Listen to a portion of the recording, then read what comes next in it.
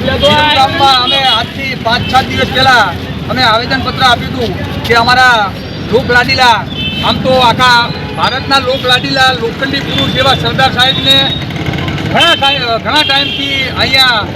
કામ પતી ગયું હોવાથી કોઈ ઢાંકીને રાખ્યા હતા અને અમે એમને આપ્યું હતું 5 દિવસ પહેલાં નગરપાલિકાને અને નગરપાલિકાના પ્રમુખ સાહેબને અને ચીફ ઓફિસર સાહેબને કીધું હતું કે તમે 5 દિવસની અંદર જો અનાવરણ નહીં કરો તો અમે હોળી દહન થયા પછી અમે 2-3 દિવસમાં અમારા વડીલો દ્વારા અમે જાતે જ આનું લોકાર્પણ કરશું એનું અનાવરણ કરી નાખશે અને અમે અમારી રીતે જાતે જ અનાવરણ કરી દીધું છે. જય સરદાર.